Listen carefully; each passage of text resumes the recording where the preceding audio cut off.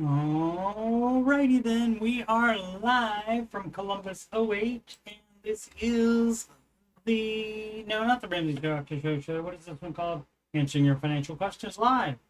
Excuse me. You're watching this on youtube.com/coachstevemoney. And for my financial content, just scroll past the Oak Island and the Skinwalker Ranch. Sorry about that. Get a little beverage. A little lovely agua there. Weird, just started coughing right after I hit start streaming. Where was I? Oh yeah, after the Oak Island and Skinwalker Ranch playlist, you'll see the Ramsey Show After Show playlist and the Answering Your Financial Questions playlist. And there's tons of hours of me telling people that they're doing it wrong and explaining why they're doing it wrong and how they're doing it wrong and how they misinterpret the baby steps. And the music playlist has 12 Ramsey adjacent songs in there, including a song that's all about how they do the baby steps wrong, and it's called How to Do the Baby Steps Right. It's from the phrase song, How to Save a Life. Let's do some questions. Downgrading vehicle. The answer is yes to that. Especially if you have a car payment on it, sell it and buy a beater. Long story short, I-23 man made a poor financial choice. That happens to all of us. I made plenty, way past 23 as well. So you can still come back from that, and bought a brand new car on such a low income. I did it when I was 16, and my dad co-signed for me. I did not know any better. I eventually learned, though, both my parents often told me, you're going to have a car payment forever.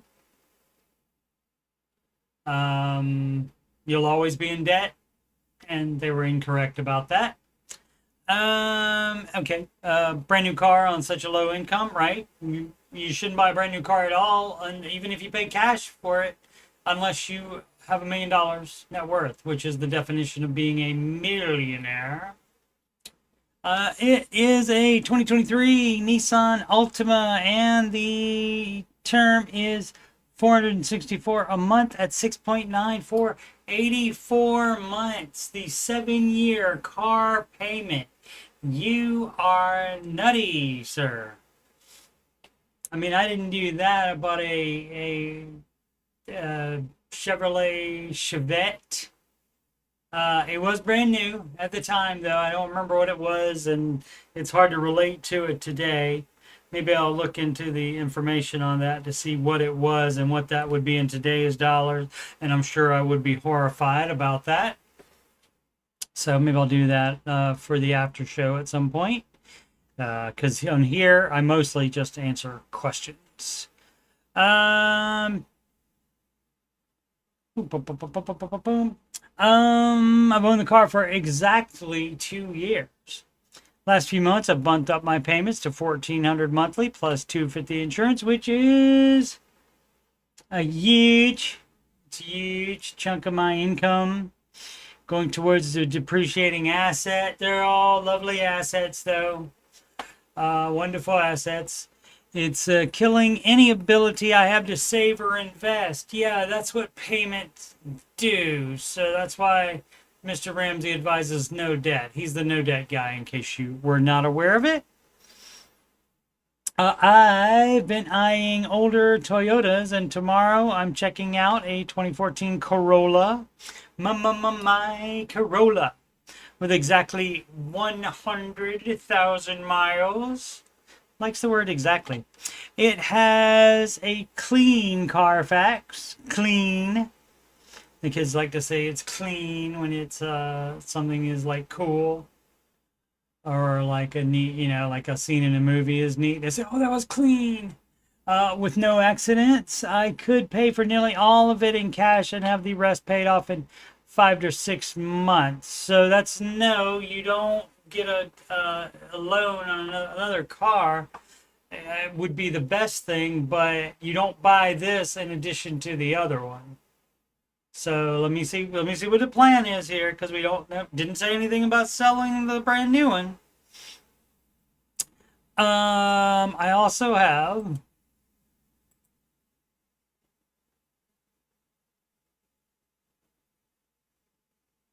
I also have a small amount of negative equity in my existing vehicle, so I'm not rolling really anything over.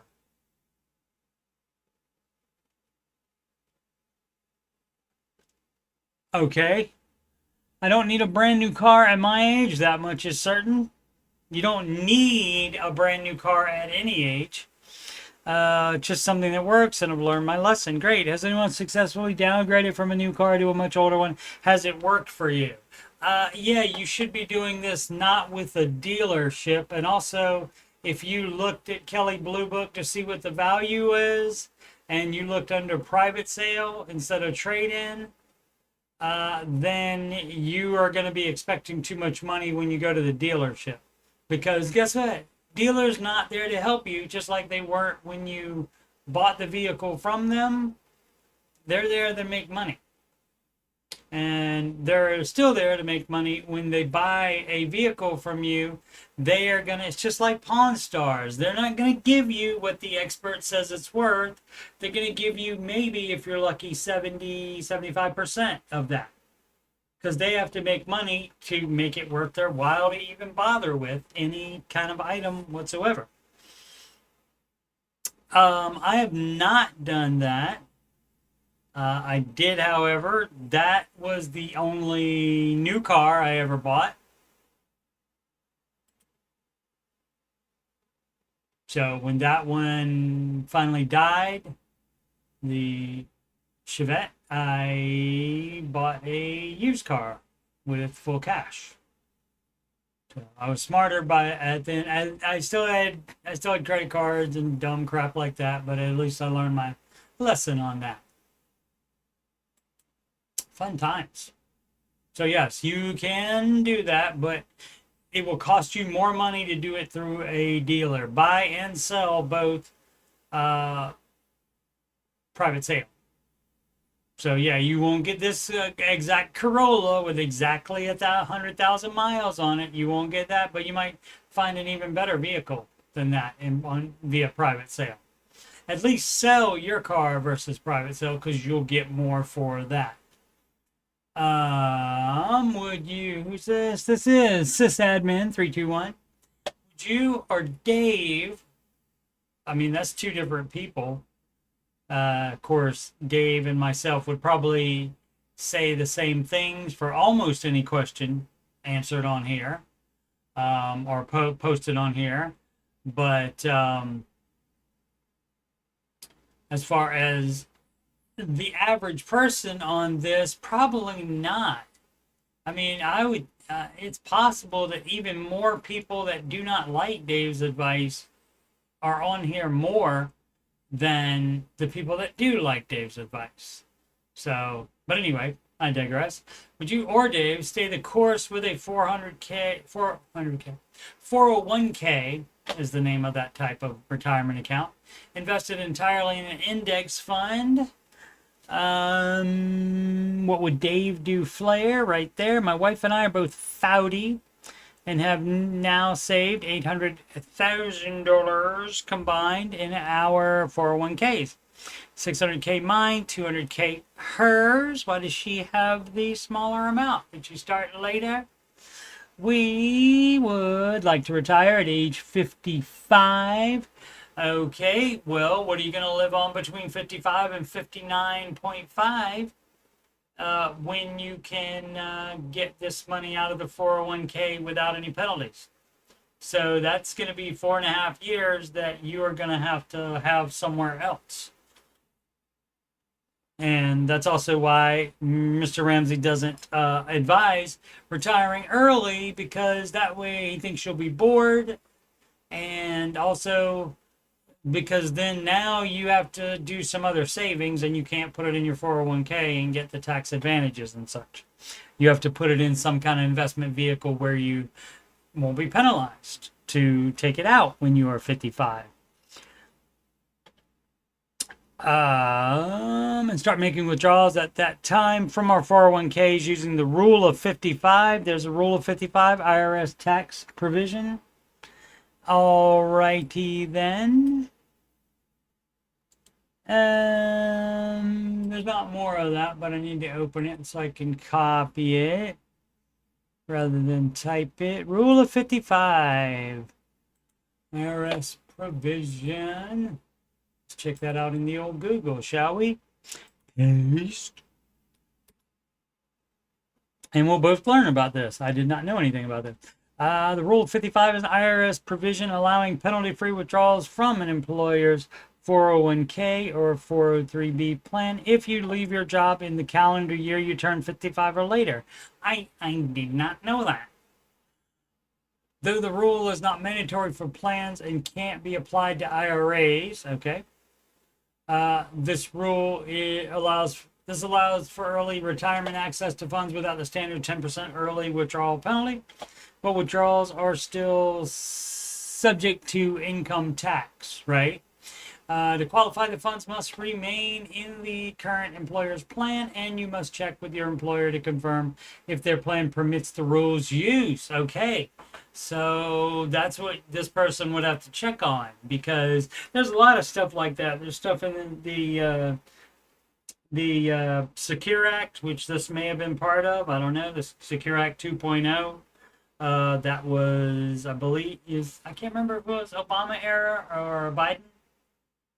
During their presidencies, or if it was the first Trump. I don't remember. But it made it. It did have some. There are some provisions in there where it made it so that you could do something. I think it's something with the rollover. I don't remember exactly what it is now, but it was something that changed that allows it, but IRS allows it, but all the 401k plans don't all have to be fine with that. So you do have to check with your particular employer / your particular 401k plan to see if that is the case. So that's what this person needs to worry about and not the other. But if so, great, knock yourself out with that.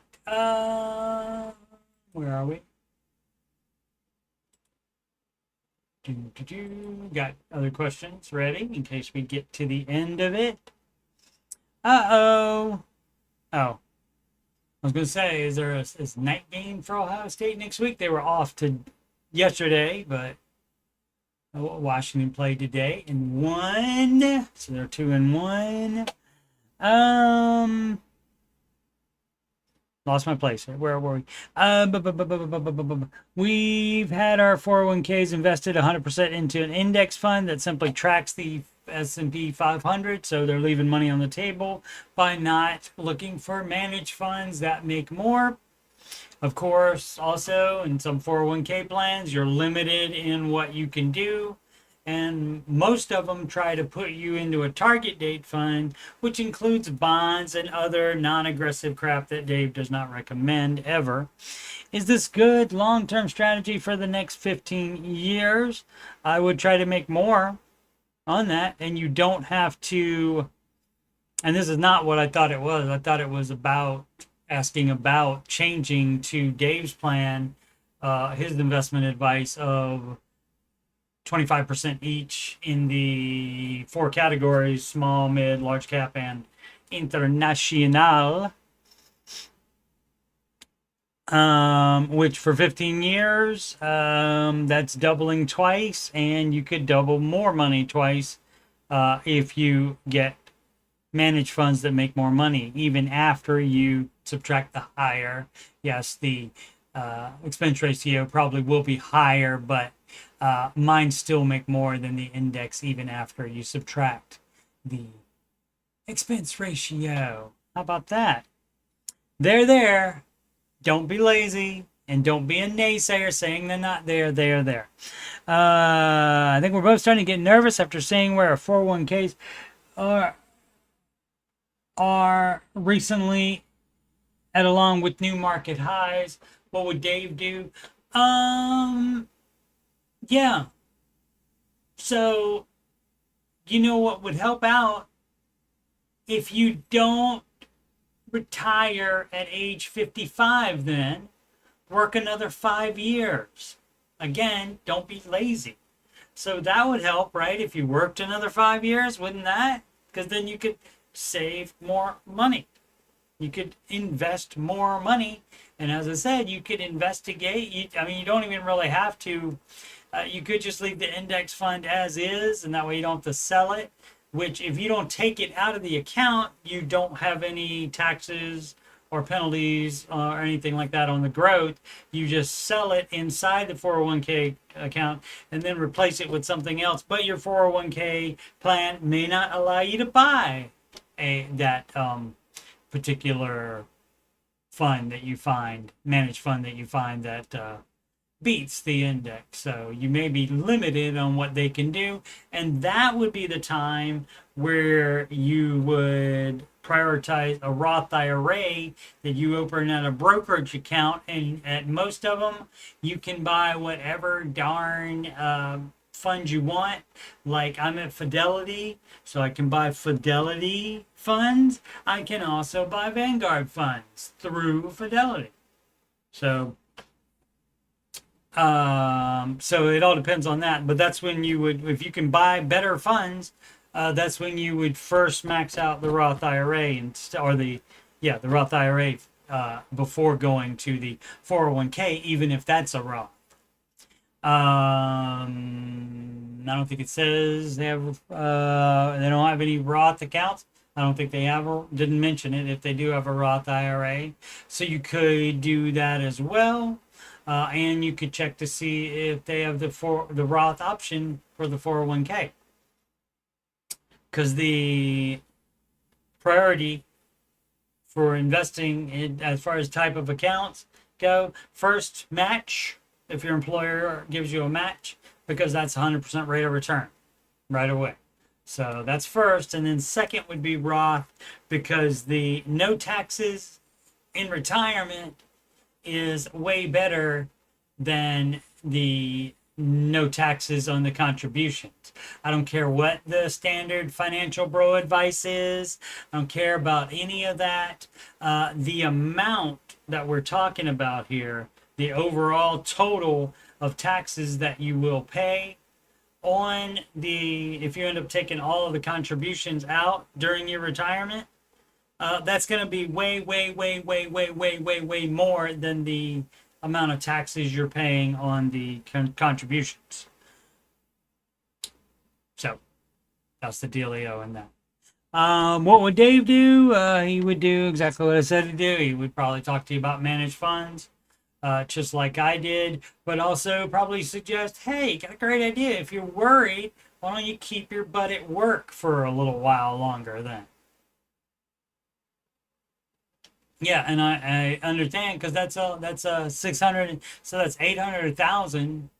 I mean, that generates 80,000 a year. How much are you living on now? And also, is this just an investing question and nothing else? You're not like following any of the Ramsey advice to have no debt and so forth. So it doesn't say anything about that. So were this my client, I would have to check on all of that stuff to see what their particular money situation is. Get snowball with a variable rate HELOC and property taxes. Okay, taxes are not debt. Outrageous. Wish 4097. Taxes are expensive. Here are the facts, ma'am. Okay. Car loan, $20,000. Doesn't matter the interest. Doesn't matter the payment, really. HELOC, $14,000. Payment around $300, but it varies. Property taxes, $2,600 for 2024. So that's different. So for 2024, that was already due, and you're late on that. So I guess it could be unpaid. So I guess that could be debt. $1,600 due in November. Yeah. Why is it not paid? Where do we throw extra cash first? To the late property taxes. You do not want to go the government money. If you have IRS debt, that goes first. And so why wouldn't it be the same if you owe your city or state? So that should be paid off. Why wasn't it paid off before? What dumbass crap were you buying or paying off instead of making payments on instead of paying your property taxes? That would seem pretty important, wouldn't it? Why didn't you pay that off? I'm thinking HELOC, but that could take years. Yeah, so that's a no. Stop being dumb is the advice here. My other thought is pay $350 a month towards the taxes and then any extra to HELOC. No, this is not me. This is not, what is it? Who cares if you disagree? This is not me. You're not the king of anything. Oh, who is that? That is, oh gosh. I'm gonna lose my mind. King of, whoops, if I could spell, king of anything. Sarah, oh, it is Sarah Bareilles, or however you pronounce that. It is her. I was trying to think, what is that? I'm trying to think of the other songs that she's done. Like her biggest hit, can't.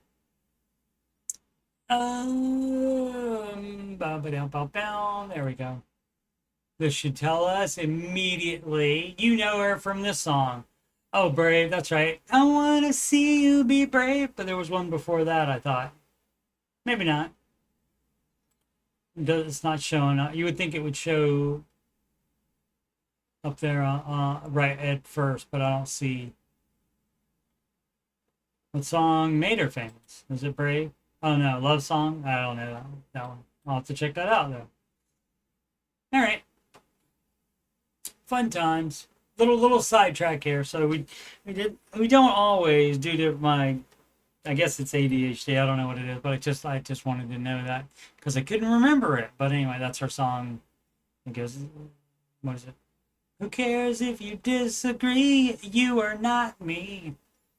You're not the king of anything. Apparently she had an overbearing boyfriend at one time. You know, the kind of person that thinks, oh, well, I'm absolutely right and you're wrong. So why are you... That sounds a lot like me with this financial advice. Okay, never mind. This is a family member who I'm helping get on track. I'm not buying it. It's you. But yeah, they're doing it wrong. So taxes are very important. So you let the car go first.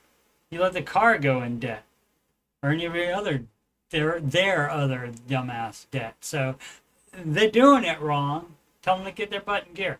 Sell the car, then you don't have that car payment anymore. $20,000, babe. $20,000. Sell it by a beater, and with the money you get back for it, then you can put it towards the taxes. So no, the HELOC is not freaking first. Shouldn't have done the HELOC anyway. What was the HELOC for? To pay off debt and then they ran it back up again? That's what people do because they are dumb. We did it. We did it. We did it. We did it. Lois Ema, we did it. Can't share with the rest of the family for reasons, but today my wife and I have officially became debt free. Thank you to everyone who has supported us. Okay. Just Dora the Explorer. Yep. I love it when people go for reasons. They don't want to tell you what the reason is, but normally it's I can't share with the rest of the family because then they will be like, give me money. Or then they will treat you differently because you're out of debt and you think you're better than them, that kind of thing. Last week, Dave got a call, or on the show they got a call. I can't remember if Dave was actually the one that took a call. I think Dave was on that day. But somebody said that their in-laws trained the in-laws' children to always call them big money and to ask them to take them like to Disneyland and pay for it and stuff like that. People are nutty.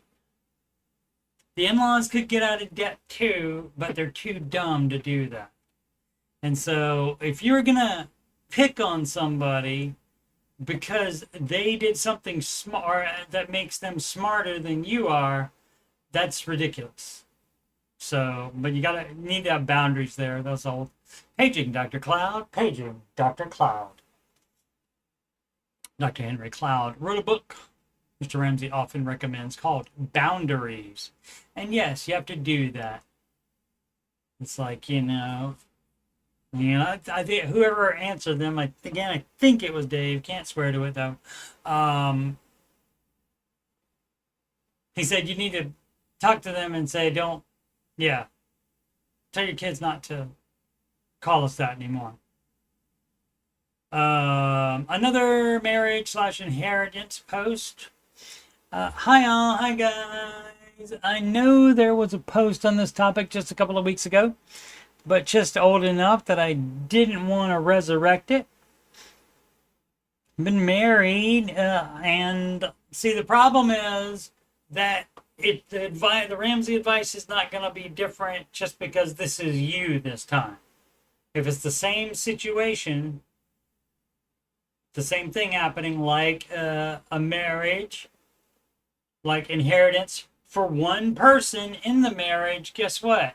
That's both of your inheritance. It's all our money. Doesn't matter that, this is from my grandma, and she was my grandma before we got married, so that means only I get the money. Quit being dumb. Let's see. I don't know that that's what it is. It's just my guess, though, because I generally expect the worst in people and the worst from people. I'm hoping always, though, for better things. But let's see. Hi, all. I know there was supposed been married over 20 years. Over 20 years. You haven't? Have you combined finances? Have you talked about money ever? Spouse and I entered the marriage young and broke. Everything we have, we built together. And this will be more added to it then. Our finances were always joint for the most part. See below. Okay, why wasn't it except the one part?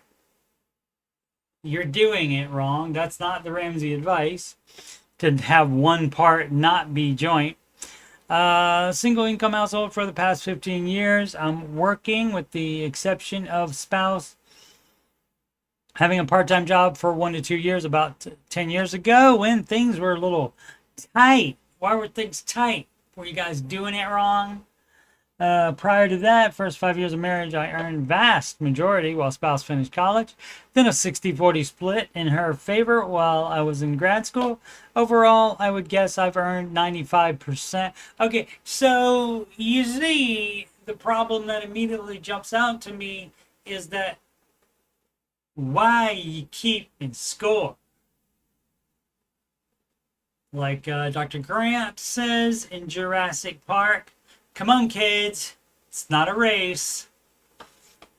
Stop being dumb. Why are you keeping score? It's both of your score together. You're married. You're supposed to be a team. So there is no other team to keep track of. So you don't need to score. You're both on the same team. So you're both winning. Shut up with your dumb crap.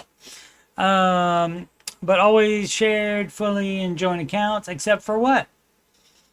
Wife currently keeps 2 bank accounts that are not joint. Why? One receives funding for a disabled son. Okay, well, that's fine. That's fine. I mean, I don't know why you wouldn't have access to it. You should have access to it as well. But it's fine to have that separately. And is kept at a modest balance. We're debt-free in our 40s. Okay, I mean, you should have access to that as well. What if she dies? I mean, are you at least the beneficiary of that account? The other account contains wife inheritance from father-in-law who passed 1.5 years ago. There's also an inherited rental property that is occupied by family. Of course it is. And that rental arrangement has been maintained. Rent money goes into the inheritance account. Our financial advisor struggled with our joint finances. Well, oh no, wife has always struggled. Our financial advisor uses an app that you can link all of your accounts at various institutions to see your net worth in one place. Today, I asked my wife if we could link in the accounts in her name so we could see all of our assets in one place. She got really upset and refused. Okay, marriage counseling then. Wife has always struggled with her joint finances. I'm feeling pretty hurt about the situation. Okay. Emotions happen. Time for marriage counseling. I didn't ask for control, just visibility. Apparently, she didn't want you to have visibility. And so here's what you do. Instead of just having your little feelings hurt, which I'm sure you did. I've had my little feelings hurt too. At times, but you have to move on from that and still think logically and say, well, why can't I see what's in there? I'm not asking for, again, not asking for control, but to do that, you probably have to get your name on the account. And if your name is on the account, it's not like they don't have like a view only thing. They do that for online accounts like at banks for minor children, so that they can log in and see it, but they can't take any money out.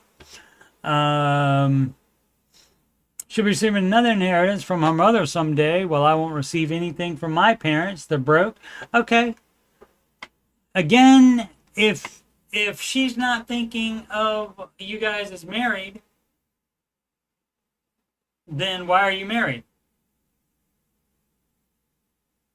But ask her why you can't even see what's in those accounts. Considering I've earned nearly all the income and shared everything, it feels like, for me, pretty unfair that she has total control of some funds while I have nothing that is solely in my control. Has anyone else been in a situation like this, and how did you deal with it? No, I have not, because I wouldn't have put up with that bull crap. And so what I would have done is immediately, when I didn't have access to the account, I would have said, hey, why don't I have access to this account? We're married and we're supposed to have a joint finances. So why don't I have access to this account? What is the problem? What are you afraid of by giving me access to it? And find out. But no, see, this is how dumb people and probably average person do this stuff, is they come to Reddit instead of asking the wife about it. Why don't you talk to your wife about it? She's the only one that knows what her reason is. And then maybe you go to a counselor and you try to work on that. Maybe she's just being a butthole.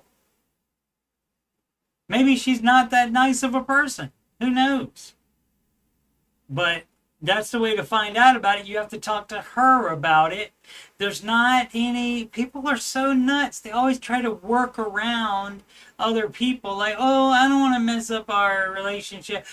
Then shut up about it. If you don't want to mess up your relationship, then you just deal with not having access to it and you live your life that way. If that's not acceptable, then talk to her about it. Stop being dumb. People are so nutty. People are so nutty. Oh, I'm scared to talk to her about...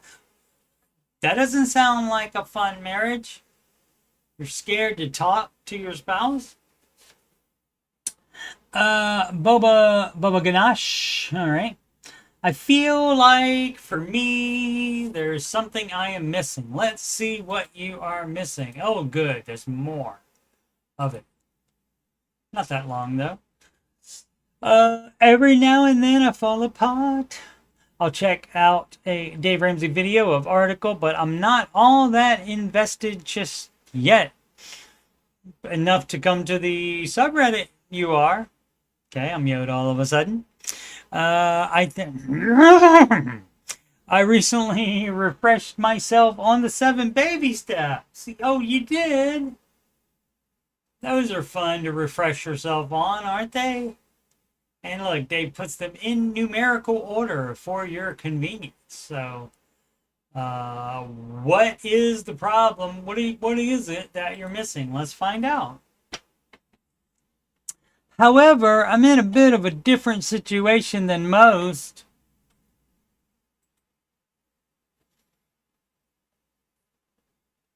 I'm looking, hold on, let's see.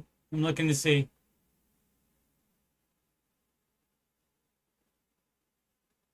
Now, I don't see anything next to any of these steps where it says, oh, if your little situation is slightly different from somebody else, then you get special advice for you. You don't. It's the same for everybody. That's the beauty of it. That's why it's so easy. Because it's the same for everyone, no matter how old you are, no matter how much money you start with, anything you can think of, it's all the same for everybody. Stop being dumb. A little bit of different situation than most who would be following the steps. So what am I doing wrong or should be doing better at under my circumstances? Well, okay, again, it's not your little circumstances that matter. Everybody has to do the same stuff by this advice. So you would just be doing these steps instead of doing your dumb crap. Tell us what your dumb crap is. I'm in my early 30s and have a government job. Step 1 and 3, I have over 20K saved in my emergency funds and for my house fund. Okay, well, we don't have a house fund. We don't have down payment while you have debt. So you're doing it wrong. You don't do all of the baby steps at the same time. And you don't combine step 1 and 3. You don't do that. The only way you would immediately jump to step 3 is if you already had $1,000 saved for your starter emergency fund and didn't have any debt, then congratulations, you're on step 3 immediately for the full emergency fund. And if the 20K, if you don't have any debt and the 20K is your emergency fund and that's at least 3 months of your expenses, then that's fine. You're on steps 4, 5, and 6. Congratulations. And that's also 3B. Comes right before 4. 3B is saving the down payment. Is that what that is? I have about 10K in student loans. Hey, guess what? None of that applies. You're a dumbass because you're on step 2. What are you missing? You're missing the fact that you did not see step 2 on there. Look what that says. Pay off all debt except the house using the debt snowball. You shouldn't have even gotten to step 3. You shouldn't have even got there because you said, oh, this is the one I'm on. See, here's what you do. You look at this and you change what you're doing to fit this, not you try to fit what you're doing into the baby steps. That's not how it works. You're doing it wrong. 10K in student loans, but that's in the personal student loan.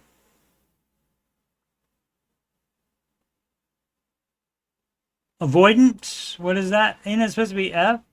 Is this something else? That ends with the A? Let's see.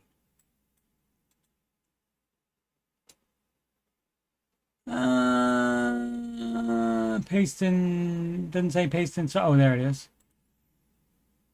No, paste, there we go.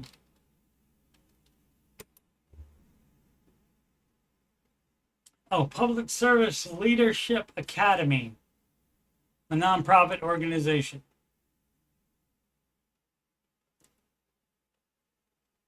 So, among the other problems, the person can't type. So probably PLSLF, Public Student Loan Forgiveness.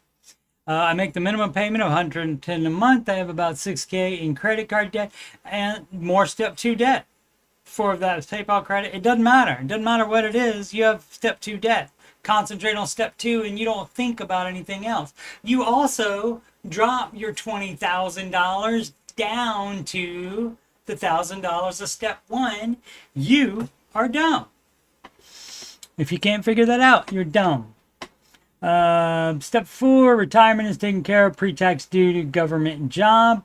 If you can opt out of it, do that. Some government jobs you can't. Step 5, no kids, great, no house yet, pay $1035 a month. My total monthly expenses are around $2,500.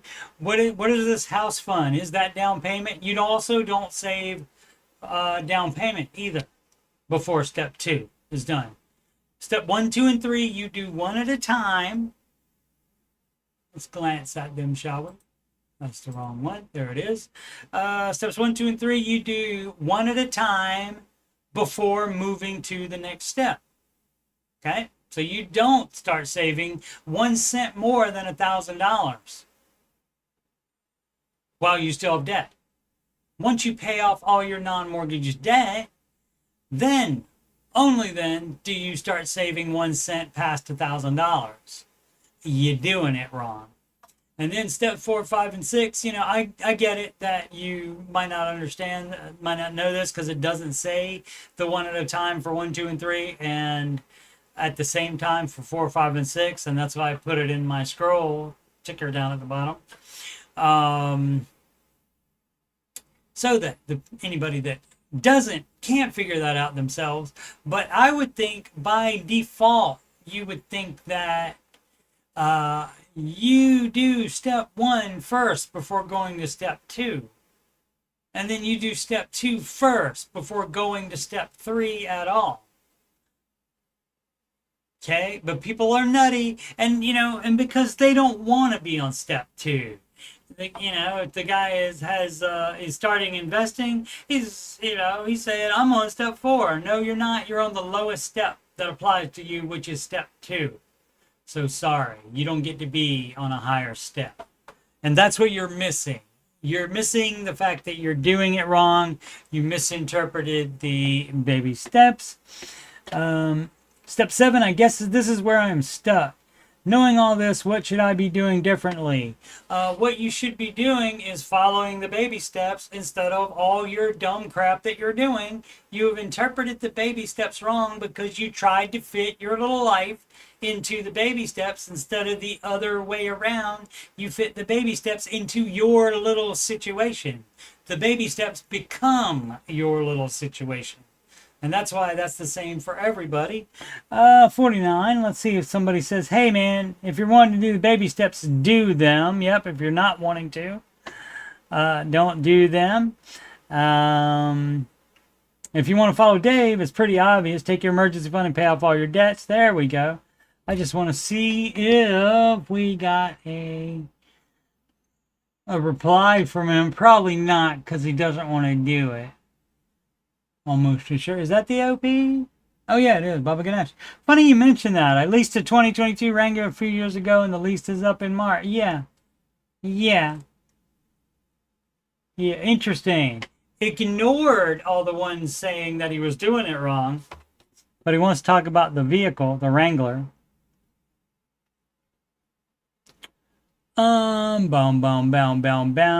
Ramsey isn't someone for someone like you. It's for undisciplined people. Invest behind your government prevention.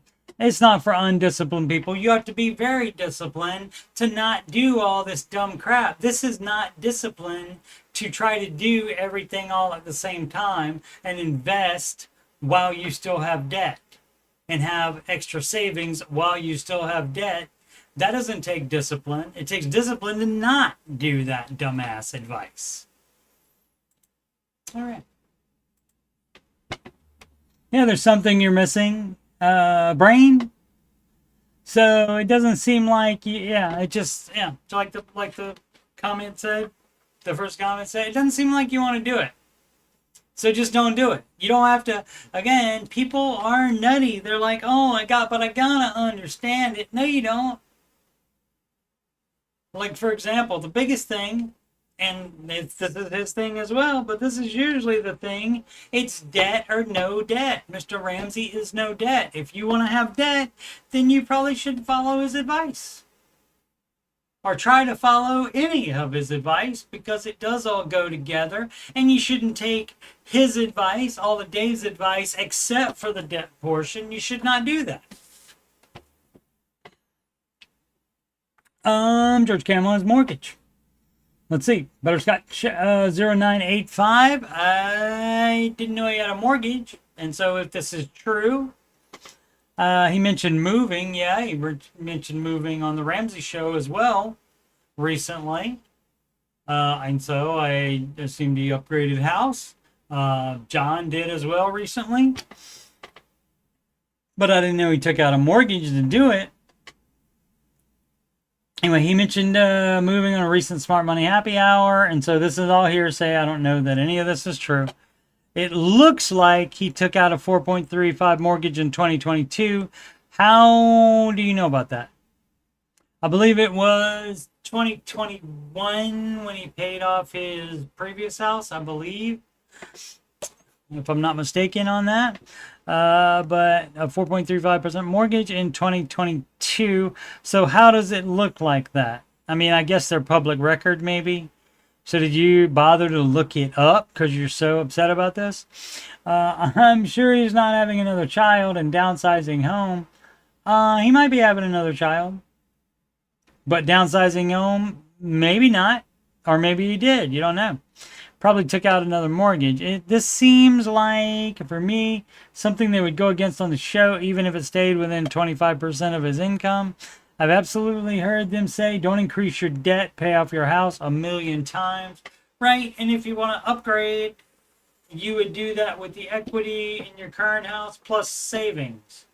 And not constantly be moving to a higher mortgage to get a higher priced house. So yeah, that would not seem to be the advice from them. And so if he did that, I don't know. I don't know why he would have done that. But again, I won't say that. I know this would not be the first time people made up stuff on the subreddit or online in general, of course. So I don't know, but that would seem to be opposite the Ramsey advice. Australian budgeting apps slice for you. For anyone not aware, the Every Dollar app isn't available in Australia. Yeah, it's only available in America. Does Ramsey Solution endorse budgeting app in Australia? They do not. Or perhaps can somebody recommend a budgeting app that is available in Australia? I cannot. I don't know specifically of one, but I don't think you need a budget. YNAB that's probably the most famous one, other than the Every Dollar app that I know, but it may or may not connect to your bank. And that's the main thing people like for it to do. But it's fine if not, because it actually is better for you if you have to manually enter in all your income and expenses, because then you are more familiar with the numbers in there. But yeah, I don't know any particular ones that are Australia specific. Stethoscope in cards. Family budget through new eyes. Advice appreciate. I'm a single mom to 2.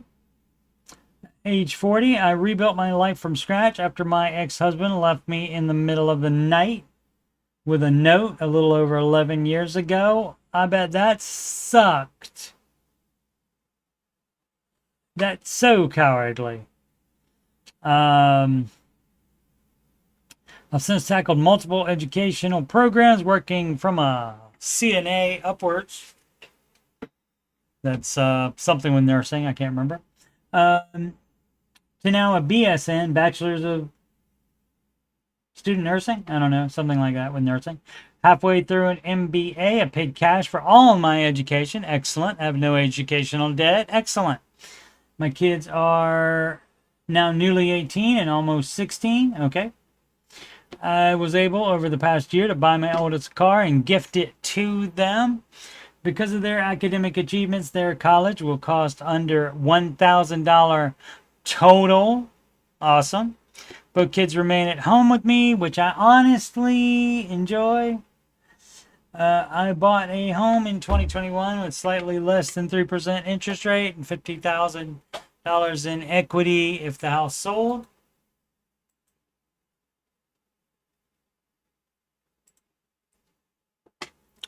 for exactly what I paid. Our area is definitely appreciating. Sure, most are. I owe 158,000 on my home. Owe 22,000 on my car. So you shouldn't have a car debt. That's the one thing you're doing wrong. You're doing it wrong. You should not have car debt. You should not have gotten a car payment. If this is the car for your kid, you should not have done that either. I have no credit card debt or personal loans. Monthly expense. So again, the Ramsey advice, you're not an exception to it. You don't get to have car debt if you're going to follow the Ramsey advice. So that would be to not do any other crap with money. Stop investing, pay off that car immediately, or sell it and buy a cheaper car cash. Anyway, the monthly expenses, mortgage 1049, fine, electric 172. That's up there. But maybe the house is big and takes more to heat and cool. And if you have an 18 and 16-year-old, they're probably using a lot of stuff that takes electricity. So maybe that's fine. Water, 65. Internet, 90. That's a little much too. Maybe high cost of living area for this person. Car payment, yeah. Car payment, 561. That one's a no. Car insurance for all drivers. Okay. A 210. Life insurance, 61. XM radio, 11. Microsoft Office subscription, 15. Food, gas, toiletries, average out to 1,000 a month for 3 people and a kitty. We don't gnaw on our kitty. Working 4 shifts a week, bringing home $3,300 every 2 weeks. I like to live off one paycheck as much as possible. I have full... You know how you could do that better? By not having a freaking car payment? I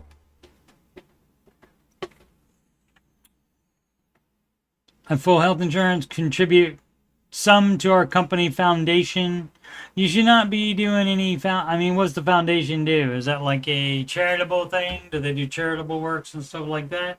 If you consider that tithing, knock yourself out. But again, easier to do if you don't have a $561 car payment. Employer life insurance policy, working 6 days a week. Didn't it say I'm working 4 shifts a week. I bring home $3,300 every 2 weeks.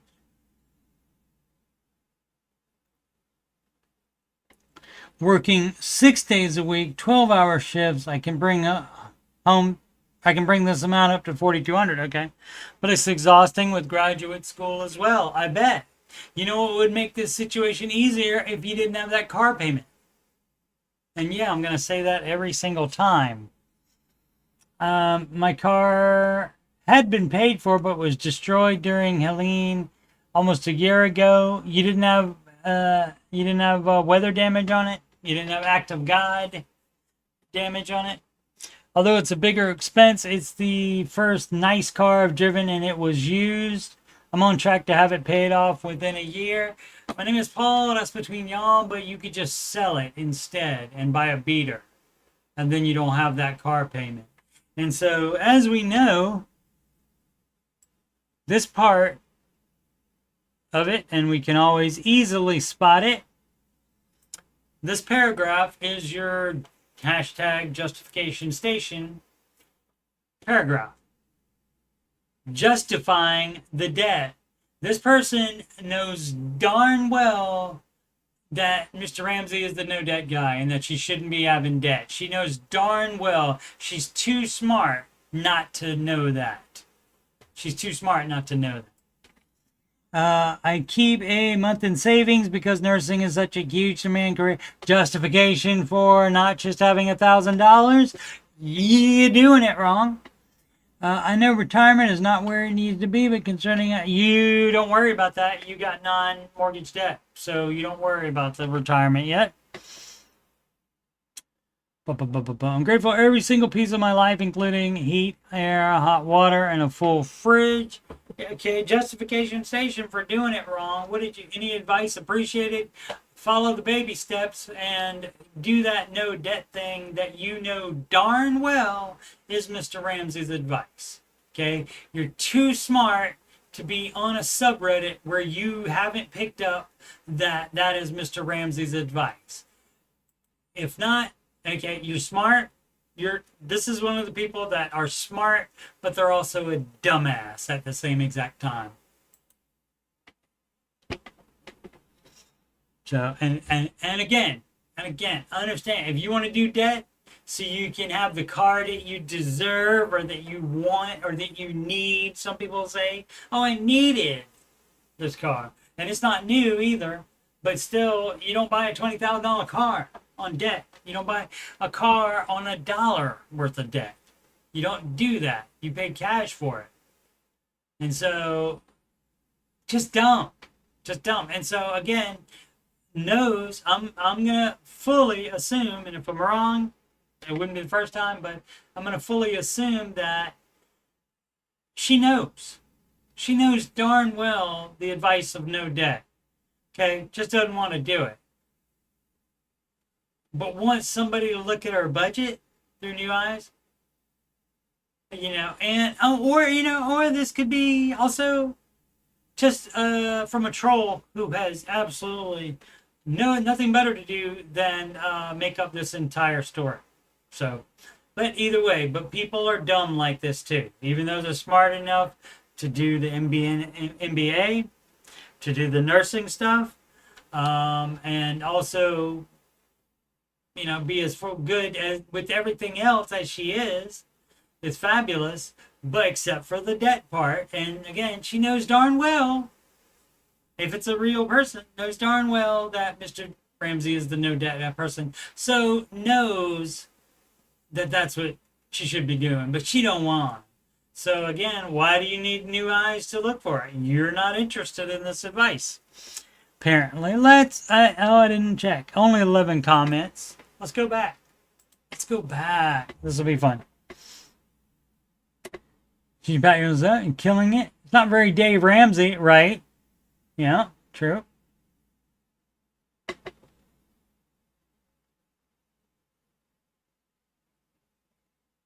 Subaru is a goodbye. Money well spent.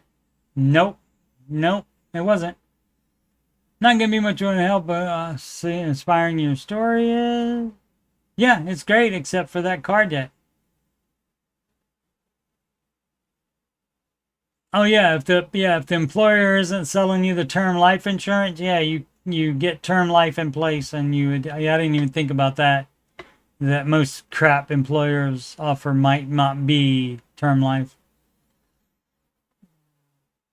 Oh, the 61 monthly is a term policy. Okay, great. So see, all fine except for the debt.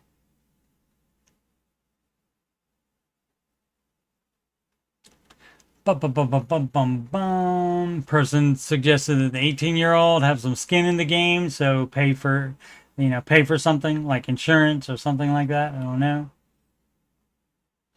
You saying you had a paid off car destroyed? Was it insured? Yeah. Here we go. I can see how that reads confusing. I had a paid for older Toyota RAV4 that was a total loss. Insured, but reimbursement did not cover the total cost of a newer car, which I was close to needing. That's bullcrap. You did not need it. You wanted it, lady.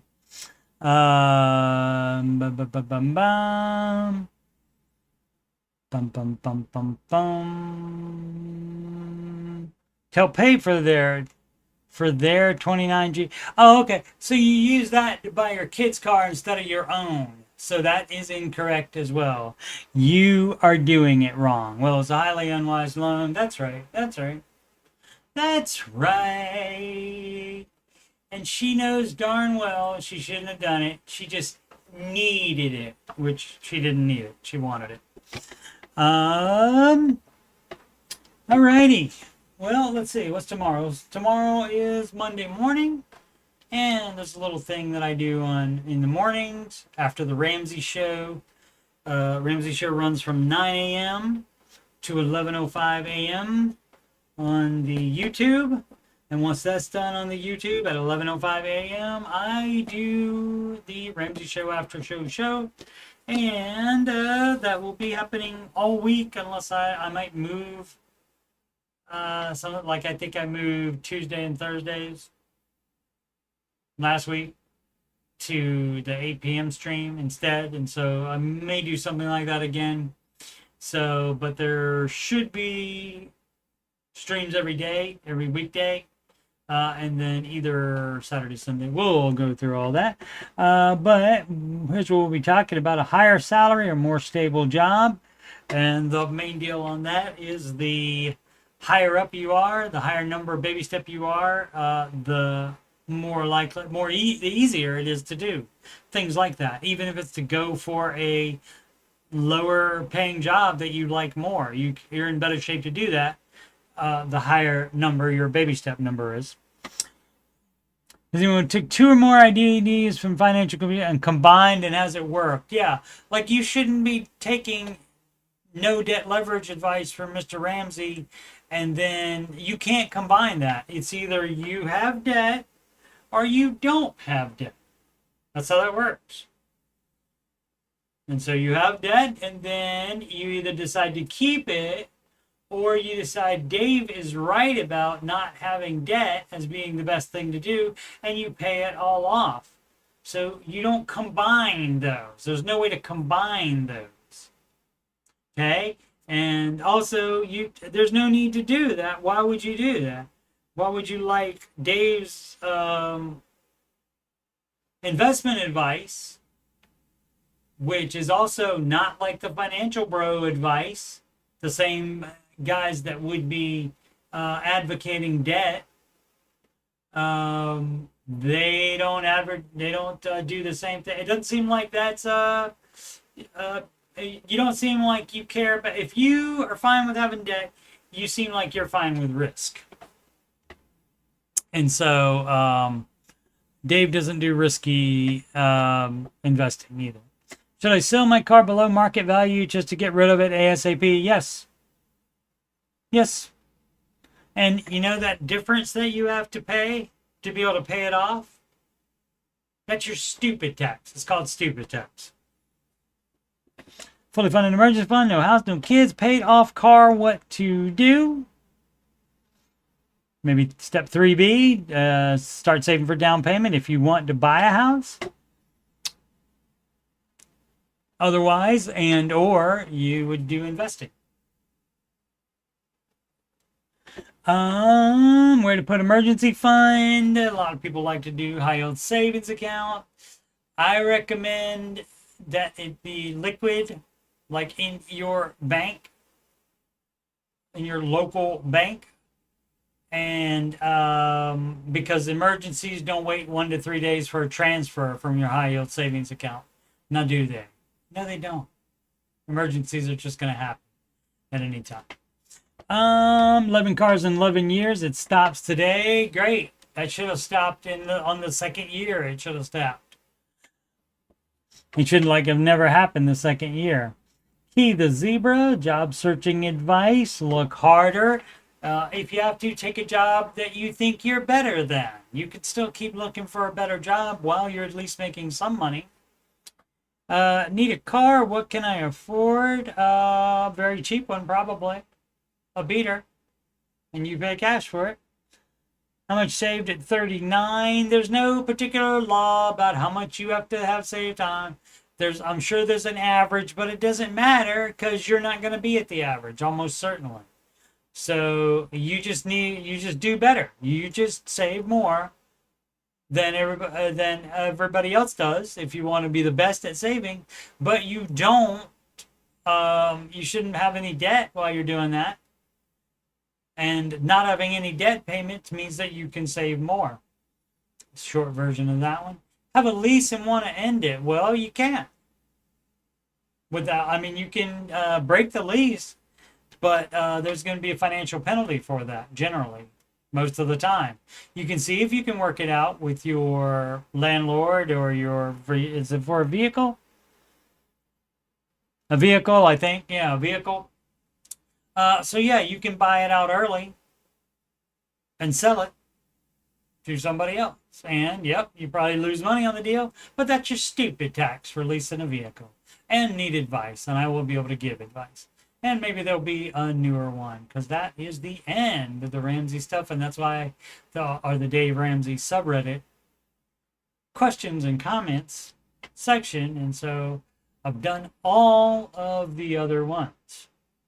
And there's only 1,000 at a time. So when I do a lot of streams, I do run out of them, which is why I have this from the Ramsey Baby Steps community on the Facebook.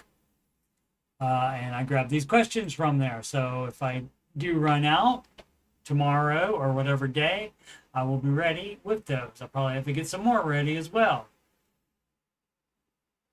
Alrighty, thanks so much for watching. Oh, first we go over the plugs. My bad. Let's do that. Let's reset the ticker. And if you would like a free financial coaching consultation / assessment, you can email me at coachstevemoney@gmail.com. I'm not just some guy. I'm actually a certified Ramsey Solutions financial coach. And donations can go to paypal.me/coachstevemoney. Alternatively, CashApp, $ Coach Steve Money, or Walmart gift card, to coachstevemoney@gmail.com. You can also use that same email address to just ask questions, anything financial, about financial coaching, anything else that's on your mind. Upcoming streams, as always, subject to change. The Ramsey Show After Show 11:05 a.m. Eastern Time.